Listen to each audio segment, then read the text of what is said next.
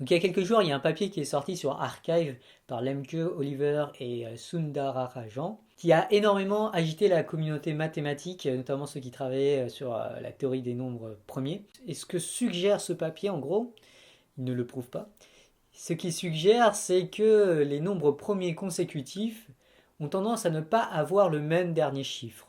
Et ça a surpris énormément de gens dans la communauté mathématique. Il y a pas mal de théoriciens des nombres qui ont dit qu'ils ont fini sur le cul quand ils ont découvert cela. Et aujourd'hui, je vais essayer de vous expliquer pourquoi ils ont trouvé ça surprenant. Alors, un nombre premier, j'imagine que vous savez ce que c'est, mais je vais quand même le réexpliquer. Un nombre premier, c'est un nombre qui ne peut pas être décomposé comme le produit de deux nombres strictement plus petits. Par exemple, le nombre 8 peut se décomposer en 2 fois 4, donc en deux nombres plus petits, alors que le nombre 11 ne peut pas être décomposé comme le produit de deux nombres plus petits. Et donc les nombres premiers jouent un rôle central dans l'histoire des mathématiques et dans l'intérêt des mathématiciens, notamment en théorie des nombres, pour pas mal de raisons, mais notamment pour des raisons historiques. Ce sont des nombres qui sont assez faciles à définir, que beaucoup de gens ont étudiés et sur lesquels beaucoup de questions ont été posées, mais peu de réponses ont été apportées à des questions d'apparence très simples. En gros, avec les nombres premiers, c'est très facile de créer un nouveau problème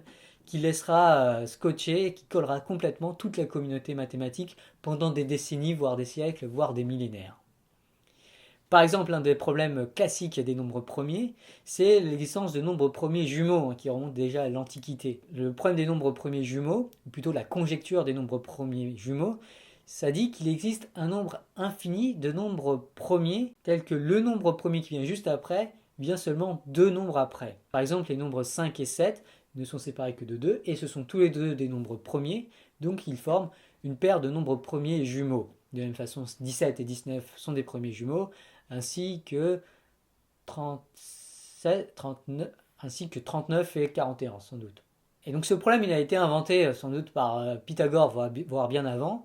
Donc il y a au moins 2000 ans, si ce n'est beaucoup plus, et des générations de mathématiciens ont cherché à apporter une réponse à ce problème, mais ce problème est encore un problème ouvert. Et en fait, ça a été une très très grande surprise quand un pas énorme vers la résolution de ce problème a été fait en 2013 par le mathématicien chinois qui vit aux États-Unis, Yi Tongzhang. En fait, ce que Yi Tongzhang a prouvé, c'est qu'il existe un nombre infini de paires de nombres premiers qui soient séparés de moins de plusieurs millions.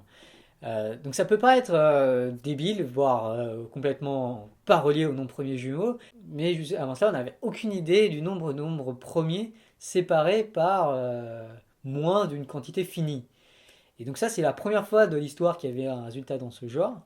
Et il a été largement amélioré ensuite par toute une équipe de mathématiciens qui ont collaboré ensemble sur Internet, qui ont réussi à réduire ce nombre, quelques millions, à 246. Donc aujourd'hui, on sait qu'il existe un nombre infini de nombres premiers séparés par moins que 246. Et là, il faut continuer à réussir à descendre ce nombre. Idéalement, il faudra ramener ce nombre à 2, puisque si on arrive à prouver ce théorème pour un nombre d'écarts égal à 2, en fait, on prouve le théorème des nombres premiers jumeaux. Cependant, a priori, les experts pensent que ça ne sera pas possible d'y arriver, de réduire à 2 en utilisant les méthodes qui ont été utilisées par Yi Tongzhang. Et donc les mathématiciens purs n'ont aucune preuve aujourd'hui de la conjecture des nombres premiers jumeaux. Pourtant, tous, il me semble, ou quasiment tous, croient en la conjecture. Et ça peut paraître ultra surprenant. On a affaire à des mathématiciens, a priori des êtres rationnels, si tant est que le mot rationnel ait un sens, ou du moins des êtres dotés d'une rigueur absolue, ou de la meilleure rigueur qui existe dans l'espèce humaine. Et pourtant, ils sont persuadés qu'une conjecture qu'ils n'ont pas réussi à prouver est vraie. Et ça, quand on y réfléchit, c'est déjà super intriguant. Comment peut-on avoir une telle croyance en quelque chose pour laquelle on n'a aucune preuve quand on est mathématicien? Et bien la réponse à cette question vient de ce qu'on appelle les modèles aléatoires des nombres premiers. Et ça peut paraître super bizarre parce qu'après un nombre premier n'est pas aléatoire, il n'y a aucune raison d'être aléatoire. En fait, les nombres, ils sont déterministes et le fait qu'ils soient premiers ou non ne dépend pas d'un tirage au sort. A priori, Dieu ne joue pas au dé et de toute façon, même s'il joue au dé, il ne choisit pas la primalité des nombres, il ne peut pas la choisir. C'est quelque chose qui est fondamentalement, intrinsèquement déterminé par la nature même des nombres. Mais alors pourquoi est-ce qu'on utilise ces modèles aléatoires des nombres premiers? Eh bien Gauss le premier a conjecturé que c'était un bon modèle des nombres premiers que de considérer qu'un nombre tiré aléatoirement, un nombre n tiré aléatoirement, a une probabilité d'être premier qui est inversement proportionnelle au nombre de ces chiffres. Donc si je prends un nombre comme 5237, la probabilité que ce nombre soit premier, d'après un modèle basique des nombres premiers, serait 1 sur son nombre de chiffres, ou plutôt proportionnel à 1 sur son nombre de chiffres, qui serait donc proportionnel à 1 sur 4. En fait, Gauss a conjecturé une valeur beaucoup plus précise de cette probabilité, puisqu'il a conjecturé qu'elle était égale à 1 sur le logarithme dit népérien de ce nombre n. Donc je ne vais pas rentrer dans les détails sur ce que veut dire le logarithme népérien, mais en gros, pour la première fois de l'histoire, Gauss proposait un modèle aléatoire des nombres. En fait, c'est pas exactement ça ce qu'il a fait. Ce qu'il a plutôt dit, c'est que le nombre de nombres premiers plus petit que n va être à peu près n fois cette probabilité, c'est-à-dire n divisé par le logarithme népérien de n. Et donc la conjecture de Gauss, plus formellement, dit que le nombre de nombres premiers plus petit que n va être asymptotiquement égal, donc va être à peu près égal, si vous ne voulez pas vous déranger avec les termes techniques, à n divisé par le logarithme népérien de n. Et en fait, il a même trouvé une meilleure estimation de ça, qui correspond encore mieux au modèle aléatoire que je viens de décrire, qui utilise le logarithme dit intégral. Je ne vais pas rentrer dans les détails. Et ensuite, Riemann, qui était l'étudiant de Gauss, a donné une généralisation de cette conjecture de Gauss, que l'on appelle aujourd'hui l'hypothèse de Riemann, qui, en plus de dire que le nombre de nombres premiers plus petit que n est à peu près égal au logarithme intégral de n, quantifie aussi l'erreur qui est faite à l'aide de la fonction zeta, enfin un truc un petit peu compliqué. Je crois savoir qu'LGJ fait une vidéo à ce sujet, donc je mettrai un lien vers la vidéo de LGJ quelque part. Bref, la conjecture de Gauss finira par être prouvée par Hadamard et Delavalle-Poussin vers les années 1900, et c'est ce qu'on appelle aujourd'hui le théorème des nombres premiers. Et donc ce qui est marrant dans cette histoire, c'est que le modèle aléatoire de Gauss a fini par être prouvé, en un certain sens, par un théorème mathématique. Bref, tout ça pour dire qu'aujourd'hui, les mathématiciens ont une grande confiance en ces modèles aléatoires des nombres premiers, ce qui peut paraître vraiment bizarre et marrant, mais toujours est-il que c'est vrai. Et ça, c'est parce qu'ils n'arrivent pas à trouver de régularité dans les nombres premiers. Et c'est vraiment aussi ce que suggère l'hypothèse de Riemann. Et il y a un autre exemple historique où ce modèle aléatoire des nombres a formulé une conjecture qui a ensuite été prouvée mathématiquement. Il s'agit du théorème, ou plutôt d'une version généralisée, du théorème de Dirichlet. Ce théorème, il commence à vraiment nous intéresser là, puisqu'il parle des derniers chiffres des nombres premiers. Et donc, à part 2, qui est un nombre premier, aucun des nombres premiers ne finit par 0, 2, 4, 6 ou 8. De la même façon, aucun nombre premier finit par un 5, à part 5. Donc si j'enlève 2 et 5, tous les nombres premiers finissent soit par un 1, soit par un 3, soit par un 7, soit par un 9. Maintenant, dans le cadre des modèles aléatoires des nombres premiers, il n'y a pas plus de raison pour qu'un nombre finirait par un 1 que par un 3, que par un 7, que par un 9, surtout si on tire la probabilité qu'un nombre devienne premier de façon aléatoire. Et donc, on est amené, en utilisant les modèles aléatoires des nombres premiers, à conjecturer le fait qu'il y a autant de nombres premiers qui finissent par un 1, que par un 3, que par un 7, que par un 9. Et alors ça, quand on fait des simulations numériques, on se rend compte que c'est pas tout à fait le cas. Et en fait, quand on prend des petits nombres, c'est pas tout à fait vrai. En fait, il y a un biais qu'on appelle le biais de Chebyshev, mais ce biais disparaît quand on prend des nombres de plus en plus grands. Et en fait, la généralisation du théorème de Dirichlet dit que tous les derniers chiffres 1, 3, 7 et 9 sont équiprobables quand on regarde des nombres très grands. Alors là, je parle pour la base 10, mais bien sûr, tout ce que je dis est vrai pour n'importe quelle base, et le théorème généralisé de Dirichlet parle de toutes les bases en général. Bon, maintenant, essayons d'appliquer ça à la conjecture des nombres premiers jumeaux avec un modèle très simpliste des nombres premiers. Donc je vais dire qu'un nombre est premier avec probabilité 1 sur log n, truc de base, qui est complètement faux puisqu'il ignore des régularités comme le fait que tous les nombres pairs, sauf 2, ne sont pas premiers. Mais bref, supposons que ça soit vrai. Alors la probabilité que deux nombres pris ensemble, qui ont une paire de nombres par exemple séparés de 2, soient tous les deux premiers en même temps, va être à peu près 1 sur log n au carré. Et donc maintenant, si je regarde le nombre de paires de nombres premiers jumeaux plus petits que n, ça va être à peu près égal à la somme des probabilités que les paires des nombres séparés de 2 soient tous les deux premiers, c'est-à-dire la somme des 1 sur log n au carré. Et ça tend vers l'infini.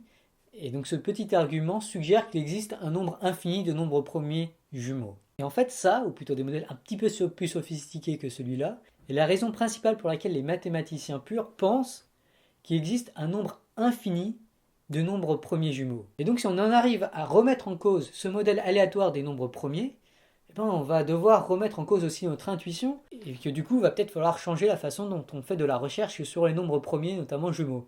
Et bien justement, le papier qui est sorti il y a quelques jours remet justement en cause ce modèle aléatoire des nombres premiers. Puisqu'a priori, si on prend un modèle aléatoire basique des nombres premiers, et ben si on a un nombre premier qui finit par un 1, il n'y a pas plus de raison que le suivant finisse par un 3, un 7 ou un 9 que par un 1. Autrement dit, a priori, passer de 1 à 3 est aussi probable que de passer de 1 à 1. Bien, ce que montre ce papier, c'est que la réponse est non. Il y a un biais, un peu comme le biais de Chebyshev, pour en tout cas des nombres qui ne sont pas extrêmement grands. Sauf que ce biais est beaucoup plus grand que celui de Chebyshev. Alors malheureusement, le papier n'arrive pas à avoir une preuve de cela. Ce que le papier fait, c'est entre autres donner des résultats numériques pour aller dans ce sens. Donc à un moment dans le papier, il y a un tableau qui donne le nombre de transitions entre les derniers chiffres de nombres premiers consécutifs. Et là, on voit par exemple que passer de 1 à 1 est presque 2 fois moins probable que de passer de 1 à 7. Alors moi, mon premier réflexe quand j'ai vu ce tableau, je me suis demandé si c'est pas simplement dû au fait que si on tirait au hasard, après avoir tiré 1, on va tirer un nombre qui commence par un 3. En tout cas, avant de tirer celui qui finit par un 7. Puis après celui par un 9. Puis après seulement c'est suivi par un 1. Et du coup, simplement à cause de cet ordre dans lequel on tire, de façon naturelle, on s'attend à ce que le 1 soit plus suivi par un 3 que par un 7, que par un 9 et que par un 1. Du coup, j'ai fait quelques petits calculs et en gros, je me suis convaincu tout seul que ce tableau n'était pas très convaincant. Alors, je mets toutefois un petit bémol parce que c'est quand même vachement bizarre que la probabilité que après un 1, il y ait un 3 soit la même que 1 soit suivi de 7. Ça, c'est vachement bizarre. Donc, il reste des trucs bizarres dans ce tableau. Mais en tout cas, moi, ça m'a pas tant convaincu que ça du fait qu'il y ait un biais et que un nombre premier a tendance à ne pas vouloir être suivi par un nombre premier dont le dernier chiffre est le même. Mais il y a un autre tableau qui m'a largement plus convaincu, qui correspond à la base 3, parce que bon, on a regardé jusque-là en base 10, mais tous les raisonnements que j'ai faits, je peux les faire aussi en base 3. Alors en base 3, clairement, les nombres premiers ne vont pas finir par un 0, parce qu'ils seront divisibles par 3. À part 3. Du coup, les derniers chiffres des nombres premiers en base 3 qui ne sont pas 3 lui-même, seront forcément 1 ou 2. Et donc là, le résultat numérique, qui porte sur les premiers 1 million de nombres premiers, c'est que leur dernier chiffre en base 3 va avoir tendance à transitionner d'un nombre premier à son suivant, entre 1 et 2, plutôt que rester le même. Et le phénomène là est beaucoup plus important. C'est vraiment impressionnant. Et en particulier, avec des modèles aléatoires basiques des nombres premiers, on n'obtient pas du tout ça. Là, si on regarde la probabilité de transition par rapport à la probabilité de rester le même, il est 30% plus grand, alors qu'avec un modèle aléatoire de base, moi j'ai obtenu 10%. Enfin, donc ça, c'est vraiment pas une preuve, mais un élément d'observation, un evidence, comme on appellerait ça en anglais, qui suggère qu'il faut renoncer au modèle aléatoire des nombres premiers. Et si on commence à renoncer au modèle aléatoire des nombres premiers, ça remet en cause notre intuition sur le fait ou non que les nombres premiers jumeaux sont en nombre infini. Autrement dit, ça change complètement notre vision des nombres premiers en général, toutes nos intuitions et la manière dont on va faire de la recherche par rapport à eux. Alors là, j'ai parlé un peu vite, parce que bien sûr, ce qu'on a utilisé, c'est un modèle aléatoire des nombres premiers extrêmement primitif. Et il existe en fait des modèles des nombres premiers qui sont plus sophistiqués. Et notamment, il y en a un qui se repose sur la première conjecture de Hardy-Littlewood, qu'on appelle aussi la conjecture K-tuple, qui est une conjecture qui porte sur les constellations de nombres premiers. Prenez une suite de nombres pairs, par exemple 4, 8, 22. La conjecture de Hardy-Littlewood, ce qu'elle dit, c'est que la probabilité qu'un nombre n tiré au hasard soit tel que n plus 4, n plus 8 et n plus 22 soient tous premiers en même temps, est égale à une certaine formule que je ne vais pas expliquer ici parce qu'elle est super compliquée. Mais en gros, ça fournit un nouveau modèle aléatoire des nombres premiers. Ce que je viens de raconter, c'est le modèle qui est basé sur la conjecture de Hardy-Littlewood. La vraie conjecture de Hardy-Littlewood est un truc un peu plus compliqué, mais prouvable mathématiquement. Et donc ce que les auteurs du papier il y a quelques jours ont fait dans leur papier, c'est qu'ils ont réussi à expliquer les biais observés à l'aide de ce modèle fondé sur la conjecture de Hardy-Littlewood. En tout cas, ils ont montré que les résultats numériques étaient à peu près consistants avec cette conjecture. Et donc ça les a amenés à faire une autre conjecture. Et donc ce qu'ils ont conjecturé, c'est que la probabilité d'une transition plutôt que pas de transition était en effet plus grande, mais qu'elle allait diminuer à un rythme beaucoup plus lent que le biais de Chebyshev, mais qu'elle allait quand même finir par diminuer quand on prend des nombres très très très grands. Et ils ont même quantifié la vitesse à laquelle ce biais diminue. Et ce qui est amusant en fait dans cette histoire, c'est qu'en fait ils ont fini par confirmer en fait par l'observation le modèle aléatoire, ou plutôt la conjecture de Hardy-Littlewood. Finalement, on a une approche quasiment scientifique, quasiment à la physicienne des mathématiques. C'est-à-dire qu'on a des mathématiques où il y a une certaine vérité qui est déterministe, mais cette réalité est beaucoup trop compliquée et c'est difficile d'en parler directement. Du coup, ce que l'on fait pour avoir des intuitions sur la réalité mathématique, c'est construire des modèles aléatoires dont on sait qu'ils sont faux, mais qui vont nous permettre de faire beaucoup plus rapidement des espèces de prévisions, des intuitions, des prédictions intuitives sur la réalité mathématique qui pourtant est déterministe. Et je trouve que quand on y réfléchit, ça remet un petit peu en perspective le but de la physique, par exemple, ou des sciences en général. Peut-être qu'on ne cherche pas du tout la vérité et on souhaite s'en éloigner parce qu'elle est de toute façon trop compliquée. Et ce qu'il faut faire, c'est plus développer des modèles avec lesquels on peut avoir un haut niveau d'intuition. Et si le modèle ne colle pas aux observations, eh ben on va vouloir le rejeter ou en tout cas perdre en confiance en le modèle. Alors qu'à l'inverse, si le modèle fait une prédiction qui se trouve être confirmée soit en mathématiques par un théorème, soit par des observations numériques, eh ben on va gagner en confiance en ce modèle ou cette théorie. En tout cas, les mathématiciens sont fadas de ce nouveau résultat, notamment parce qu'elle remet en cause leur intuition sur les nombres et les nombres premiers en particulier. Du coup, je pense qu'il y a de très bonnes chances que dans les mois, les années à venir, il y ait encore plein de nouveaux résultats surprenants sur les nombres premiers qui vont surgir du fait de cette nouvelle réinterprétation intuitive que les mathématiciens vont avoir des nombres premiers.